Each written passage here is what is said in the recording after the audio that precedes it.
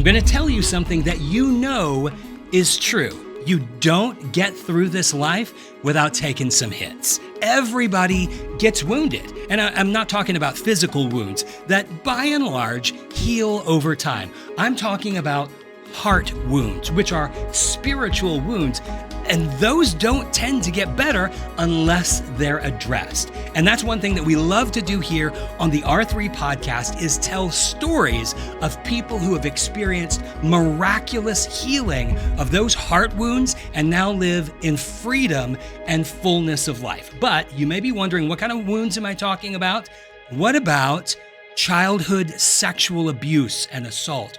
What about coming up from a broken home and childhood abandonment? What about adult alcoholism and depression? Serious problems, but maybe some that you can identify with? Could you, if you have these wounds, could you experience healing? Well, today's guest says yes, you can. Stay tuned.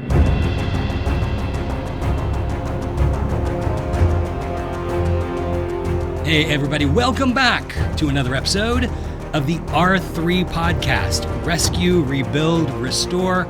I'm Shane and I'm here with a friend of mine, a very special guest. This is Daniel Strong. He is a member of the ORW team. He is a drop zone facilitator, and I'd love for you to just continue to introduce yourself. Daniel, over to you. What an introduction, man. I need you around all the time. Come into a classroom. Well, it comes with the podcaster voice. I can come into your classroom for that. Well, hey everyone. My name is Daniel Strong. Some of you have known me from Drop Zone. I've been, holy smokes, facilitator, I think, for over 6 years now. Right on. I went through my Drop Zone December. Gotta do the math. December of 2017. And then I came on as a facilitator, I want to say September 2018-ish or 19. It's one of those years. So, but still, a long-time team member.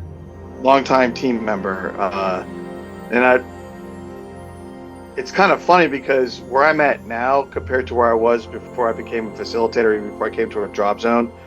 If you would have told me that I would have been serving Jesus in this capacity and have gone back to school to get my undergrad in religion, in evangelism, and a master's in divinity, I would have laughed at you.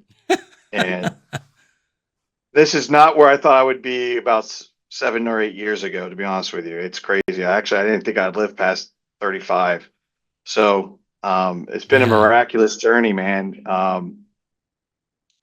An amazing adventure that I have been on with the team, and just what Jesus has done in my life on so many different levels. And just when I start to get complacent or I feel like we've kind of plateaued out, he pushes me off the ledge into a whole different realm and a whole different level of adventure and battles to fight. So it has not been what's the word I want? A boring ride.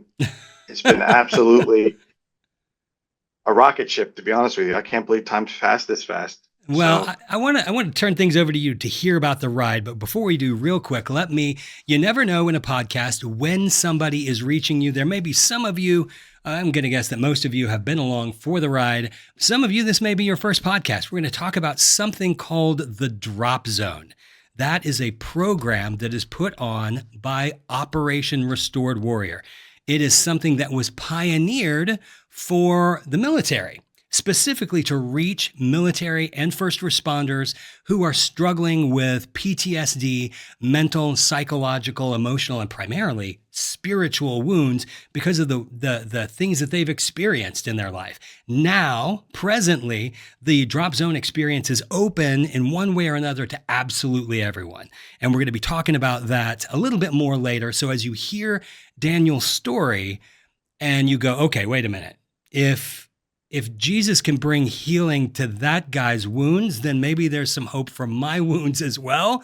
Yeah, there is hope, and you don't actually need to be a member of the military to experience what Daniel has experienced, which I think is a good segue into, like, Daniel, you got a story to tell, and I would just love to hear it. There's a lot to this guy, and don't be thrown off by his Terminator background there, his Terminator background picture. This guy, Slaying demons. this guy has quite a story to tell. So I'm just going to turn it over to you, and I'm going to try to shut up and stay out of the way. Oh, appreciate it, brother. Nah, it's funny that you mentioned that, man, about like it's open to the drop zones are open to everybody, but help, our founder Paul, he started this to help, especially during the global war on terrorism, the veterans and the Yeah. Vietnam veterans, and uh, to help our service members out, especially with the suicide rate. But I would say 90% of my wounds happened before I was even in the military. Mm-hmm. Like the military is a microcosm of society. So whatever if you're not spiritually sound or have a really wonderful relationship with Jesus and you are not healed or restored, the military has a way of just like really the demonic has a really a way of pulling you into the darkness and using the military as kind of a way to get you out, down and out, especially during the global war on terrorism with a lot of the stuff that we had to deal with over there. But it's interesting how the enemy really went after me at a very young age. The high school and the elementary school where I was growing up in Virginia, I was within walking distance of my house. Actually, I would take a bus to school, but I was able to walk home because they did back in them days. They did AM and PM kindergarten. It wasn't like an all day thing. So I had PM kindergarten. So I would take a bus there, but I'd walk back with all the students. And so there was a couple of teenage boys, and the reason why I know they were teenagers in high school because they would rock their varsity lettered sports jackets. I don't remember if they were football players, basketball. That doesn't matter, but I remember them wearing those jackets, and so you could kind of probably see where this is leading to is that the sexual trauma that I experienced was like a hand grenade went off, and so I remember the first I don't know I guess it was this grooming, getting to know me, befriending me, telling me I was cool. My favorite movie and cartoon at the time was either GI Joe's or Ghostbusters back in the 80s. So they'd be like, "Oh yeah, the Ghostbusters." So like they sparked an interest and being an elementary school kid, these kids seemed like they were awesome. They were cool, and they were showing me some love and friendship.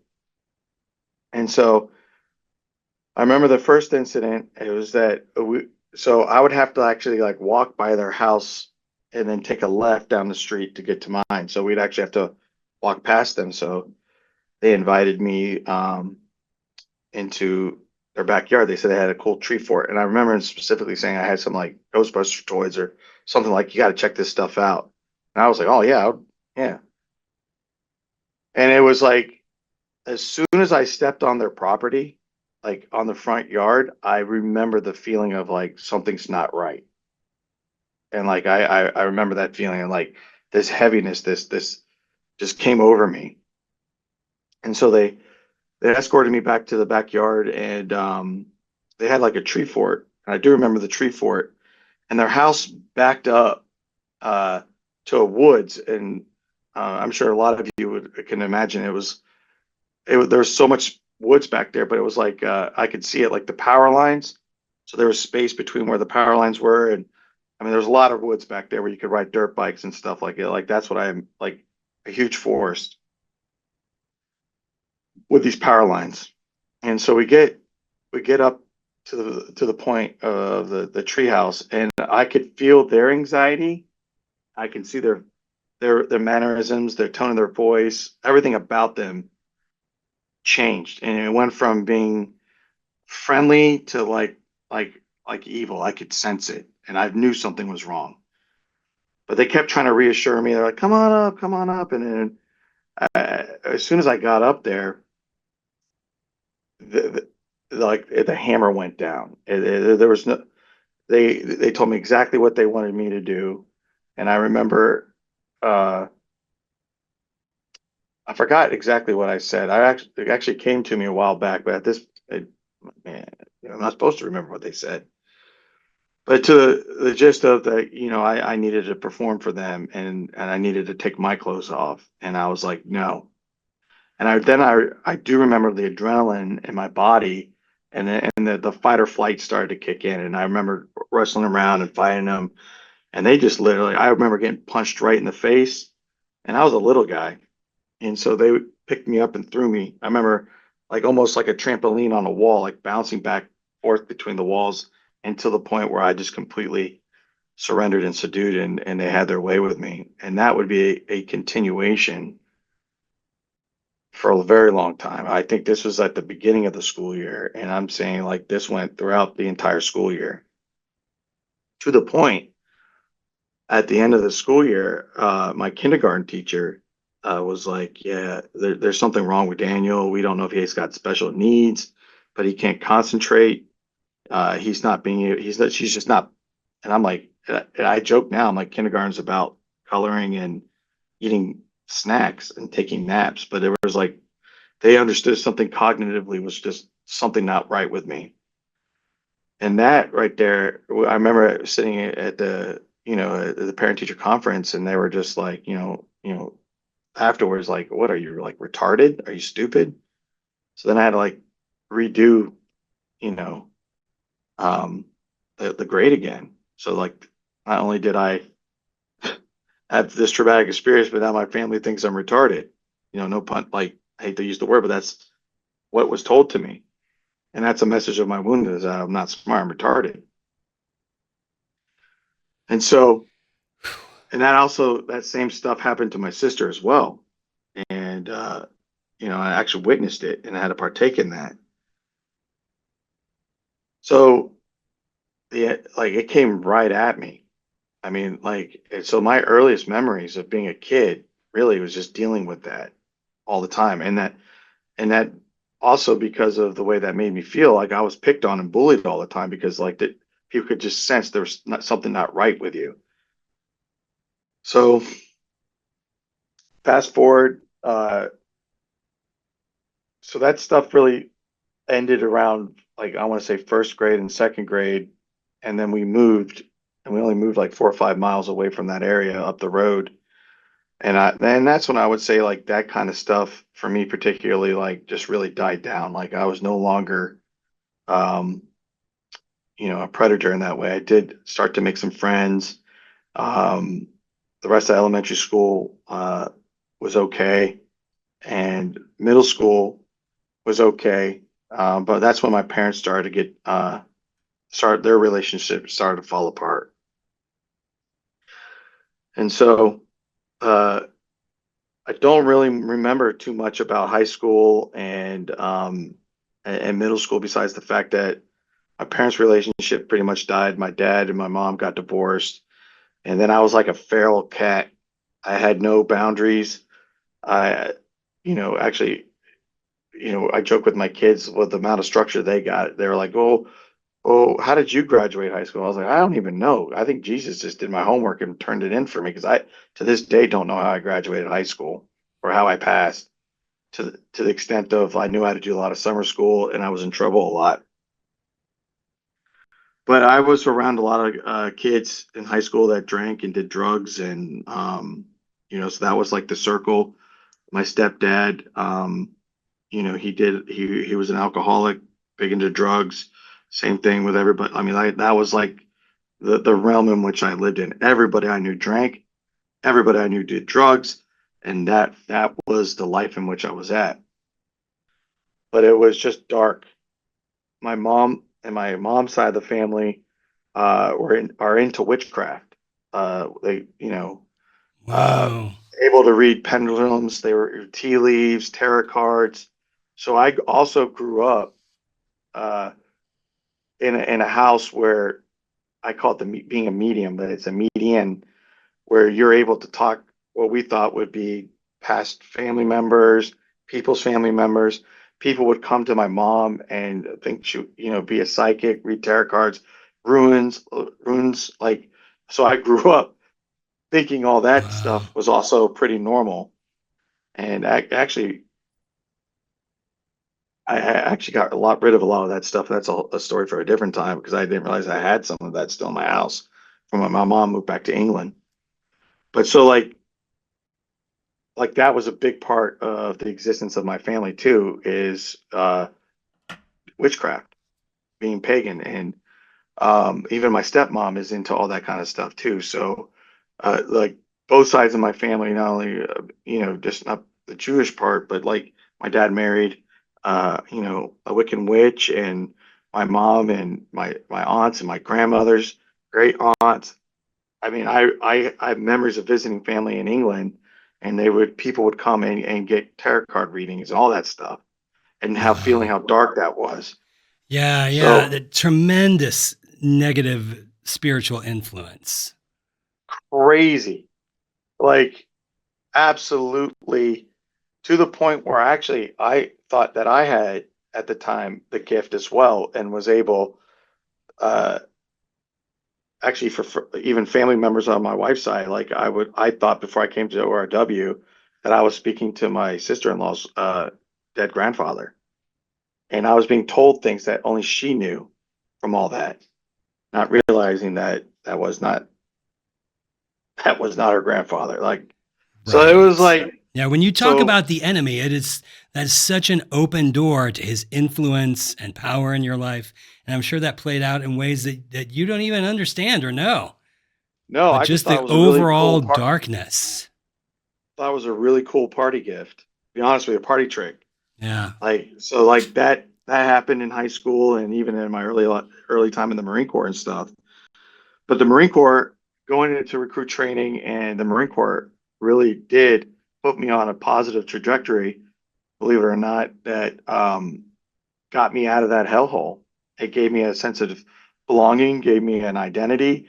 Um, I worked hard and I loved working hard, and I enjoyed the physicality of it, and I joined the Marine Corps as an infantryman, peacetime Marine Corps, and then I went on my first deployment, which is a UDP, to Okinawa, Japan, and that's when the 9/11 kicked off. And so I was, I think, a lance corporal when 9/11 happened. And so my short time as peacetime Marine, the rest of the time of my service was now going to be the kicking off of the global war on terrorism.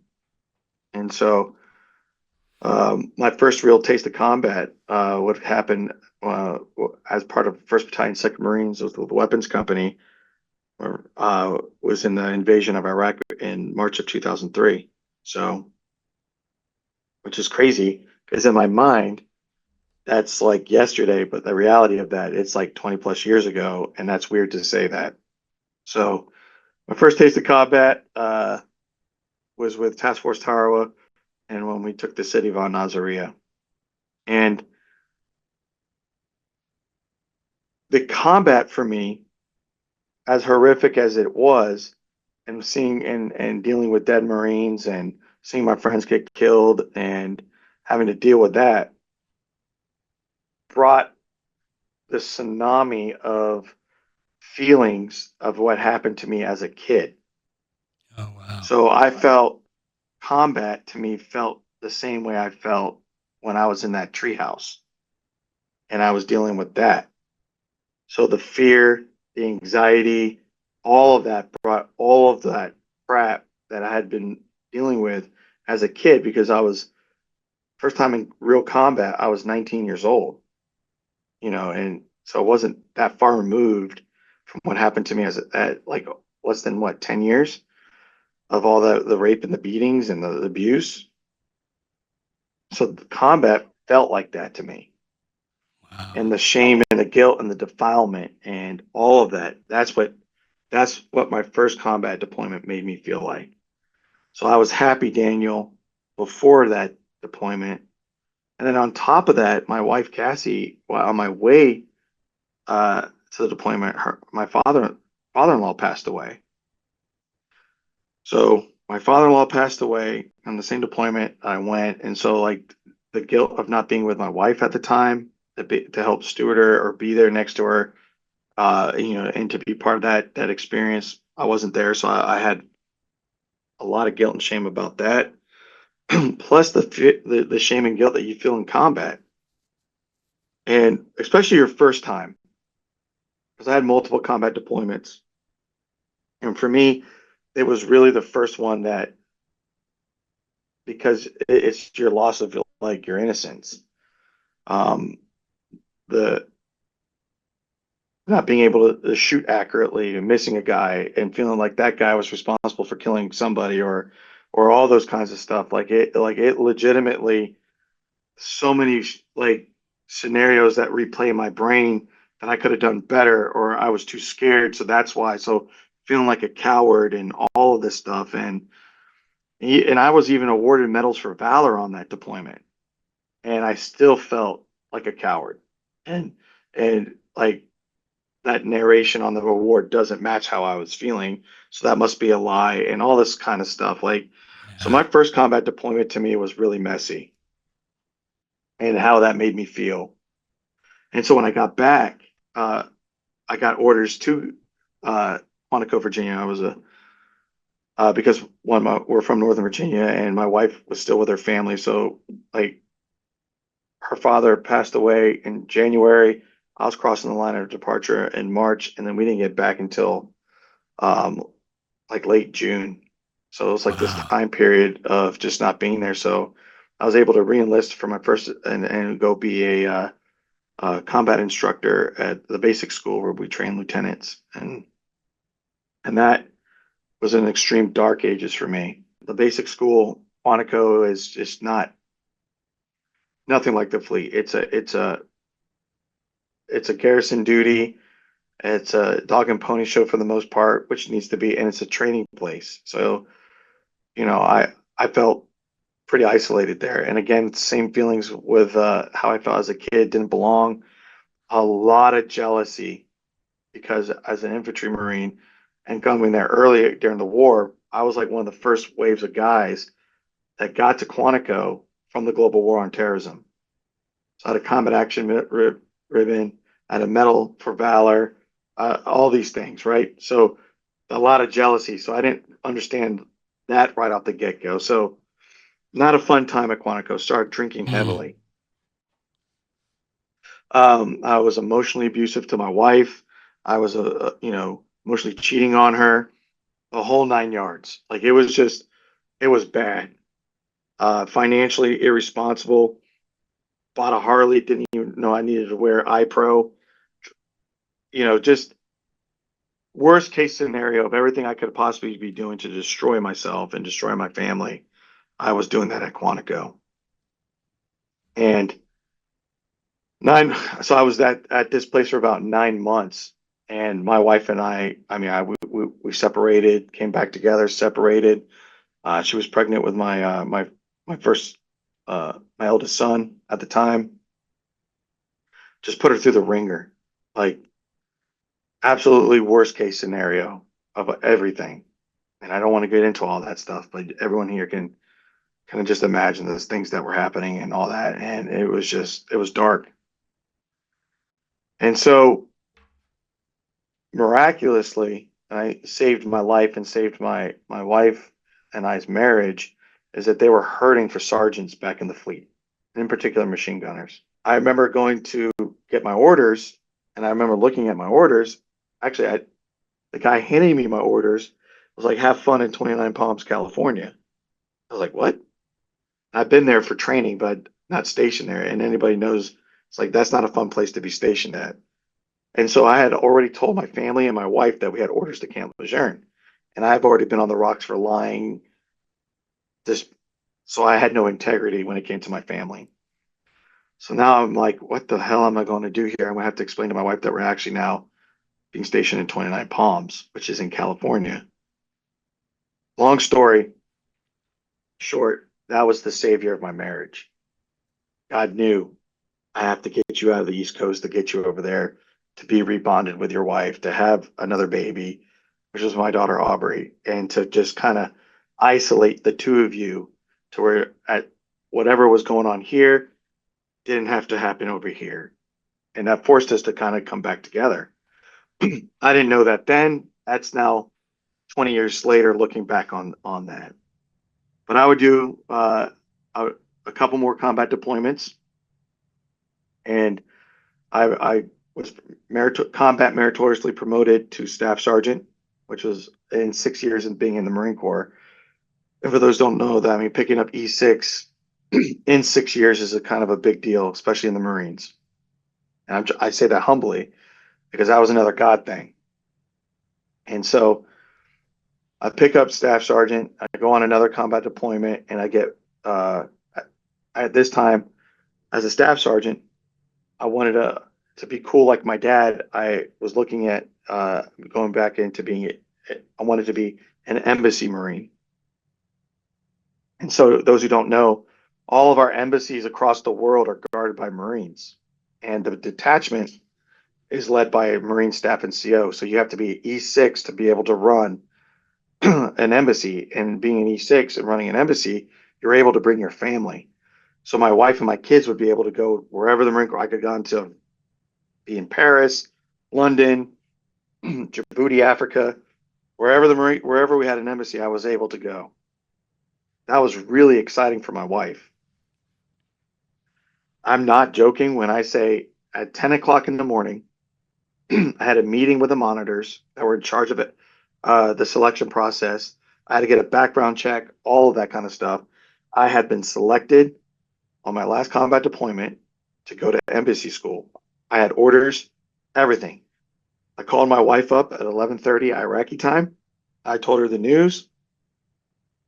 We were ecstatic. She was like, "This is going to be great." In the schoolhouse is actually at Quantico. So we would have gone back to Quantico and gone to the schoolhouse, and then we would have gotten deployed. So it was just divine timing after spending about 4 years in California. And so we're excited about that. I go on a patrol at noon, and at 1300, my vehicle runs over an IED. We're at this map, and my lieutenant was like, "Hey, no one's been down this road in years. We should just go check it out as an area of familiarization." And we were literally transitioning between MRAPs and up armored Humvees, 1114s. And I remember being like, "Sir, there's no reason why we need to go down a dirt road. We just stay on the hardball and drive around." And he played this game. He goes, "On three, 1, 2, 3, whoever ranks wins." And he did that. And I had a really good relationship with the guy. So I was joking. I'm like, "All right, roger that. We'll go." And actually, lieutenants in the Marine Corps and officers in the Marine Corps are the most highly trained. A Marine lieutenant, by the time he gets in front of a platoon of Marines, has gone through 4 years of ROTC and over a year of training before he steps in front of Marines. So our lieutenants, and I hear Army guys all the time joke about their lieutenants. As a platoon sergeant, my lieutenant was so spun up, and then having to work at the basic school and know what we do with these lieutenants, like they're high speed. They're the best of the best. So when my lieutenant was like, "No, we're going to do this," and he gave me a rationale, I had no real reason to question his reasoning. It was like, "Actually, okay, good to go, sir." As a platoon sergeant, I said my 2 cents. We shouldn't do that. Should do this. He gave me his reasoning, and I backed him up on it because I believe in my lieutenant. Come to find out, I was right, he was wrong, and I was lead Vic, and I ran over the IED. So that completely changed the trajectory of my life. I would spend about, I want to say 15 to 18 months in hospital recovering from my injuries, broken hip, broken back. I still got issues with my wrist, just the amount of, you can see the scar, like just everywhere, like worst case scenario. Besides, that's not worst case scenario. I actually have all my body parts, and I'm here. So actually, sometimes But I'm like, I okay, just want to pause for a second. You said 15 to 18 months in the hospital. yeah, that sucked. That is gnarly. Yeah. Whoa. So it Whew. So vehicle runs. I'm in the passenger side of the truck, and it runs right over three anti-tank mines and just blew up. But what saved me was I did not combat lock my door. I shot out of that thing like a bottle rocket. That's I don't remember that, but everybody who saw the explosion saw me fly out like I was like a freaking from the movie Wicked. I was on my broom going up. And that how I landed with all my gear on and everything is why everything broke. And so traumatic brain injury. And I didn't mention this before. I also had shrapnel in my head. I got from another previous deployment from an RPG.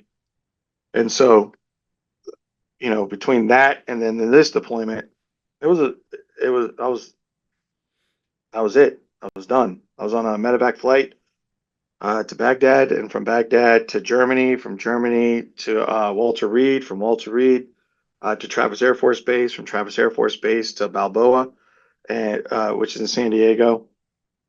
And we were stationed in 29 Palms. So they were able to move my wife and my two children down to San Diego, and where I was medically retired out of the Marine Corps after between 15 and 18 months in the hospital. I forget at this it's one of those times. 15, It was a long 18, doesn't matter. it was a long Insane. time. And so um that and I remember feeling slow. I felt like I still have cognitive issues, but it's nothing to the extreme that it was when I was wounded in the few years up to leading up to my drop zone, where I was just out to lunch. So so I begin the transition out of the military. At this point, I spent about literally 10 years in the Marine Corps, and as a staff sergeant, I was now being medically retired. And I remember that feeling like it was like the same feeling when they told me I had to be medically retired was the same feeling I remember when my mom and my dad said we were getting divorced. I love the Marine Corps. I love what I did. I love leading Marines. I love being a Marine. I generally love the brotherhood. I would say 90% of my experience with my leadership was positive. I had nothing but compassionate, loving leaders that showed me what it was to be a brother, what showed to be a father figure between really wonderful staff NCOs, mass sergeants, gunnery sergeants, staff sergeants. I cannot think of one leader I had that was a negative influence on my life. Were there knuckleheads that I had to deal with? Yes, but their hearts were good. And I remember that. So when they told me I had to leave the Marine Corps, I felt like I was leaving my family. And so I remember Googling on my laptop Marine Corps.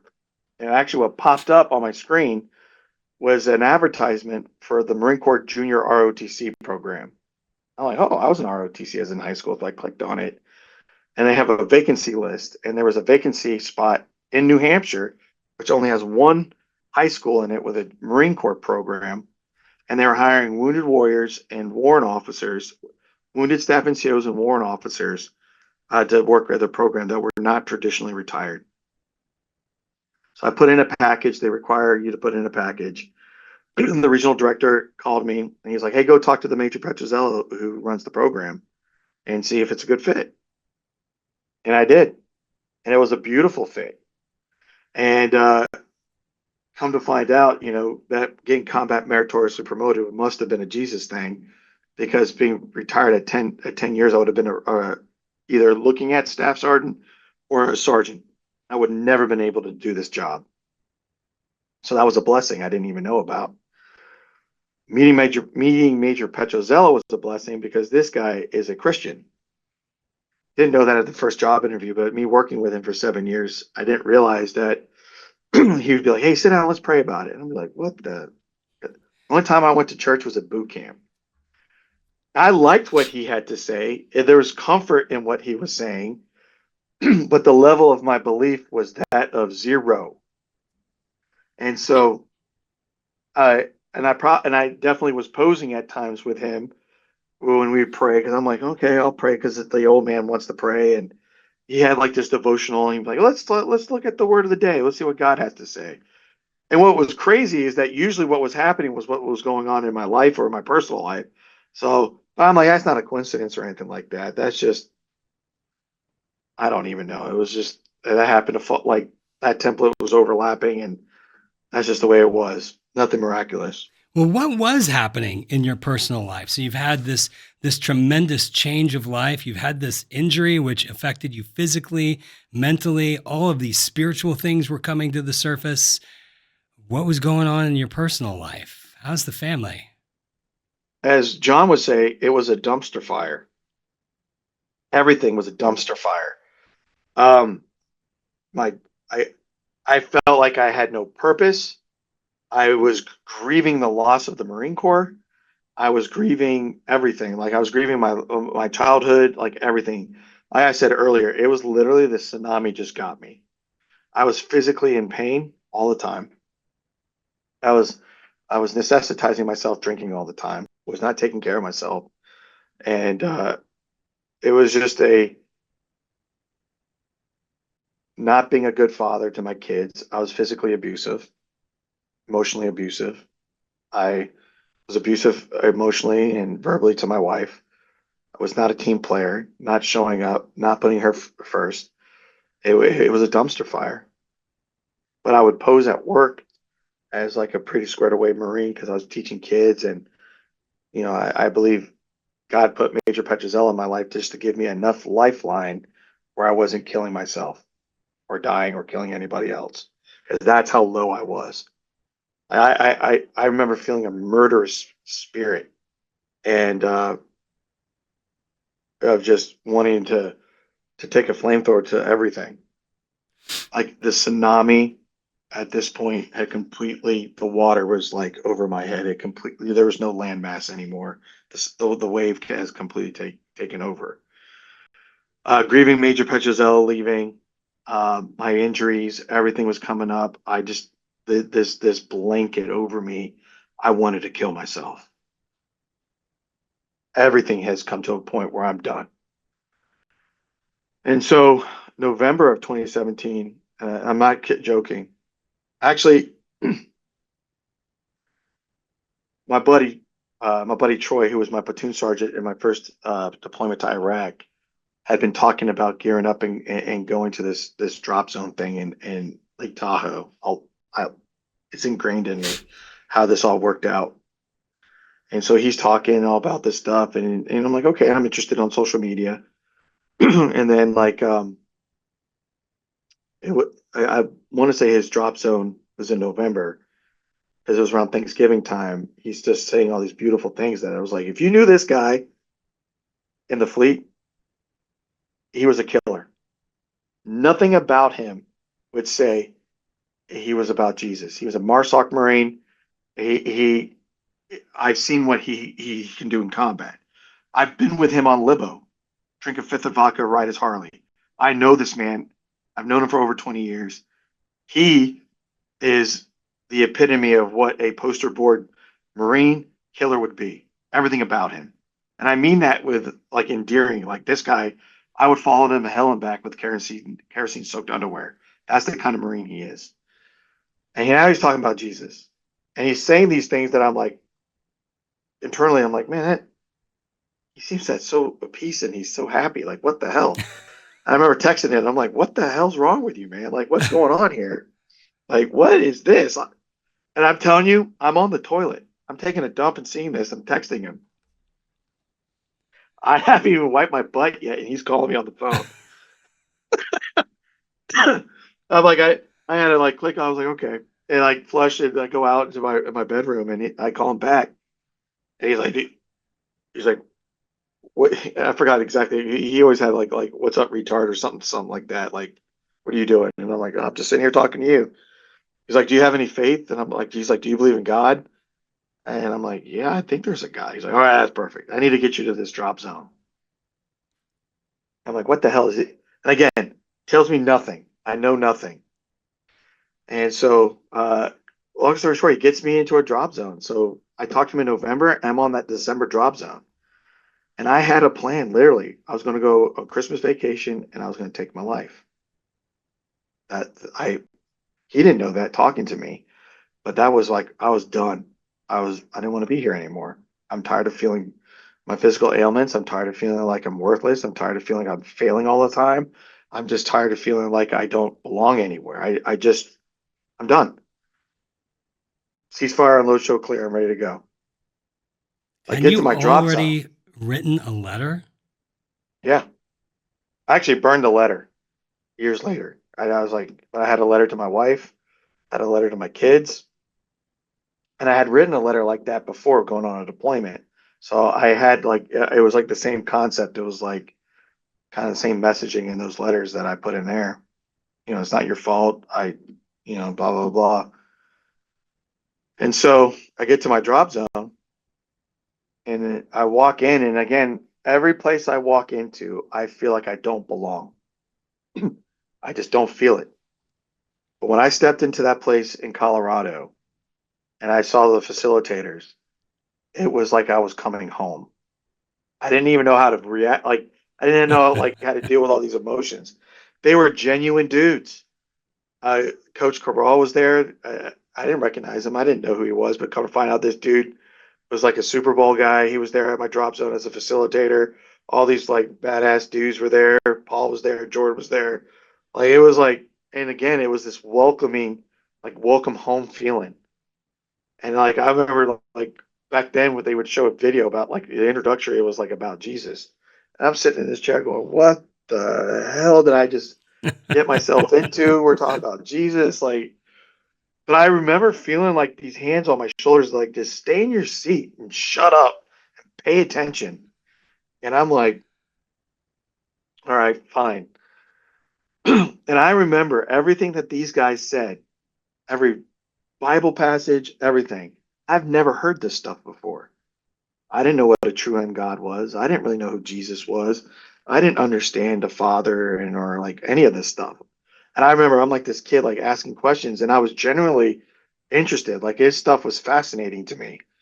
And so like and then not only was it fascinating, but I believed it because there was a sense because in my mind I'm like, well, if my mom and my family can talk to dead people and I can feel it and I've heard it and I've seen these things.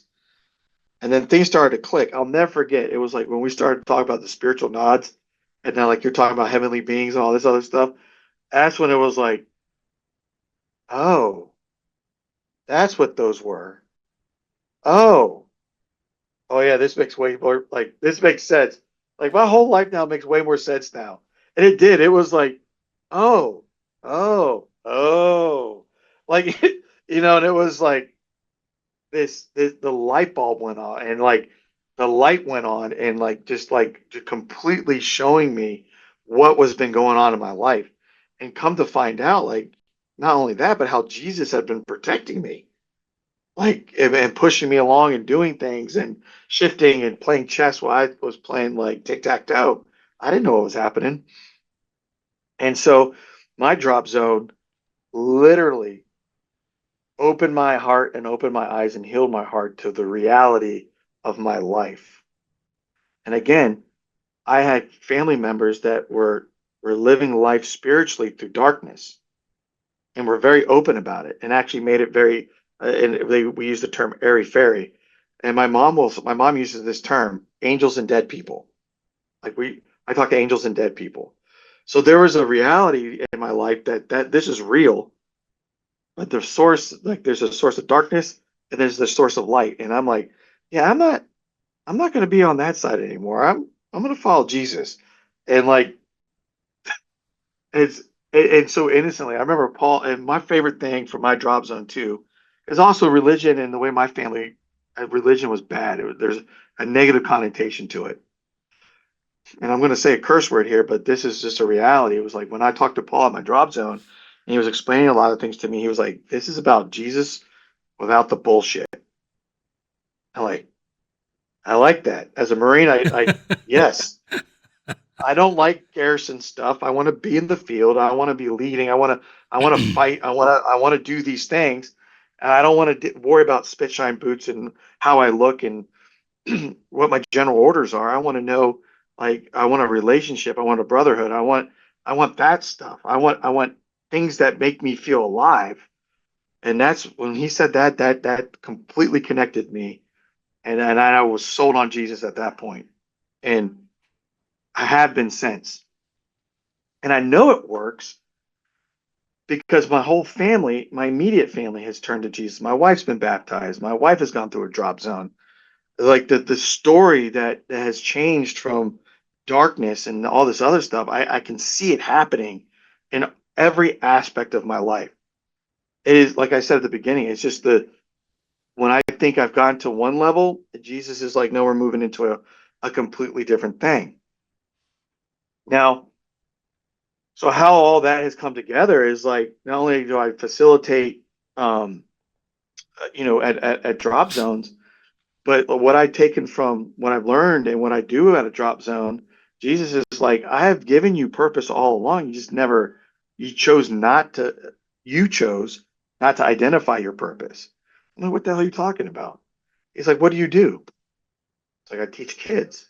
Because what got you out of your darkness? Like, oh, oh, got it.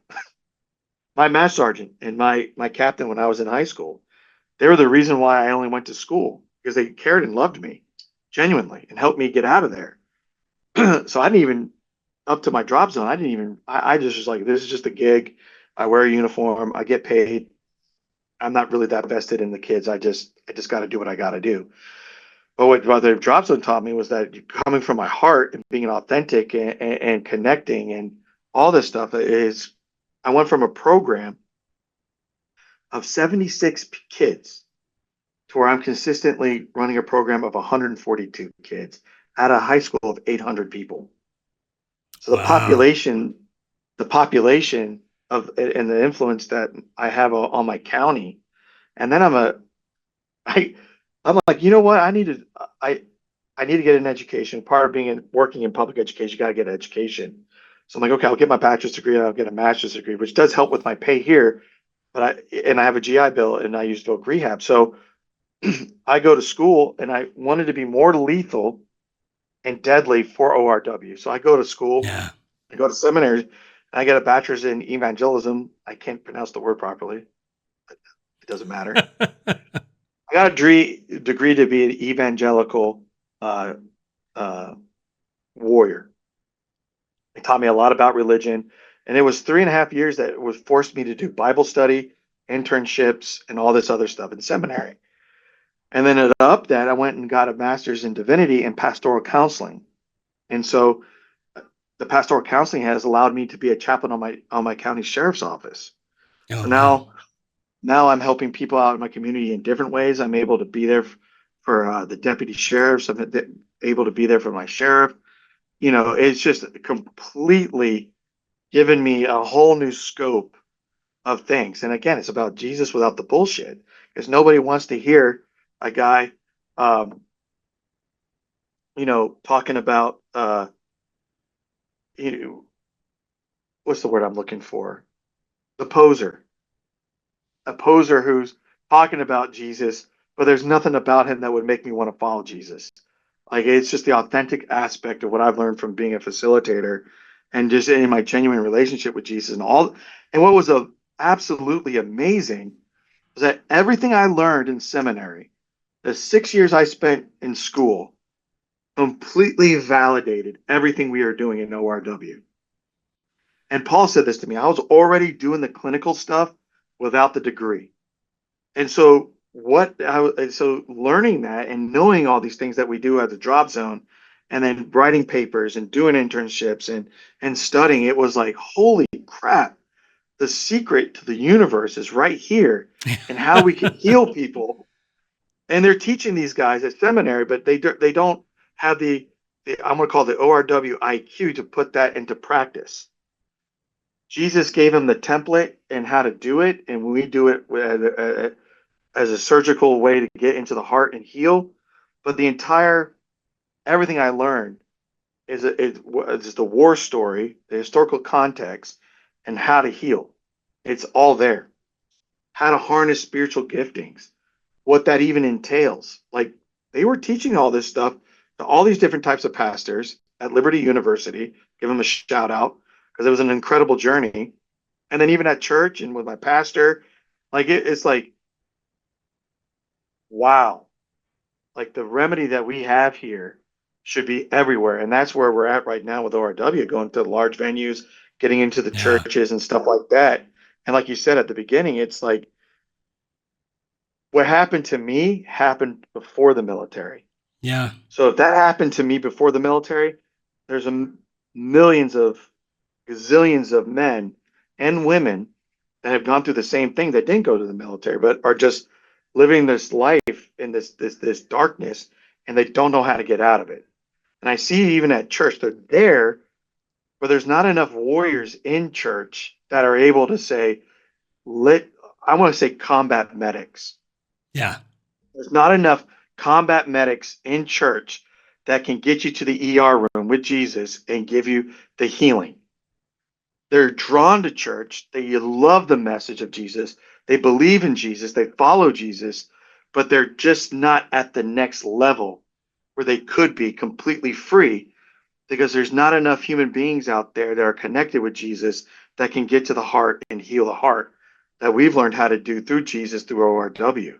It's miraculous. Yeah. As we wrap up, because we're out of time, what I think is so beautiful about your story is that right now you're talking about this process by which you grow in adventure, you grow in closeness to Jesus, you grow in peace, you grow, frankly, in power. In supernatural power. You grow in unity with your family, and there's a lot of choices in that. But the Daniel that we talked about earlier didn't have any of those choices. Wasn't in a place where you could make any choice. You barely had any choices at all because you were so broken. And I want to, yeah. And that's what I want to leave people with today is the difference between where Daniel was and the choices that are in front of Daniel right now was this experience with Jesus where he did all of the crazy supernatural things that he did in the Bible. He did all those crazy supernatural things again today in Daniel. And if he did it for Daniel, and he did it for me too, he could do it for you. Like if you would look up here where it says www.operationrestoredwarrior.org, this can happen for you. Like you can get on, you can sign up for a drop zone. You can attend one of our large group drop zone experiences, or you could be starting this journey yourself in 5 minutes with our online programs. It's the same facilitators, the same content, same Jesus. And you could start to have this healing that he has experienced and get to a place where really it's just these choices ahead of you of like, how am I going to approach this incredibly abundant life that has now opened up to me? So I really appreciate you painting that picture so beautifully. I just want to end with this too, man. Like you said, the enemy got me to a point where the only choice I thought I had was death. And when my drop zone showed me Jesus, said, no, you have many choices. And if you choose me, you choose life. And that's what my drop zone did. It was like, there's multiple choices, but if you choose me, you choose life. And I was starving for that. And I'm telling you, the life I've had in the last few years, because I made the choice. The first choice was to come to a drop zone, which I felt like I had no choice because it was kind of pushed upon me by I mentioned it to my wife. She's like, yeah, you have no choice of going. So again, I felt like I had no choice, right? The enemy's like, the only choice you have is death. And Jesus said, no, the choice that you have is life. And that life is through me. And it's been the best decision I've ever made. It has given me my entire existence back. Purpose, identity, my family, and just a beautiful way to look at the world in which I live in. Yeah. We're gonna drop the mic with that. Fantastic, Daniel. I'd love to have you. Yeah. I'd love to have you back to talk a little bit more about what you do now, like what it looks like for you to walk out this new life. So we will say goodbye for now. we'll have you back. And I'm interested in learning more about what you have learned, because you have learned a lot. And I hope that all of you will join us again next time on the R3 Podcast.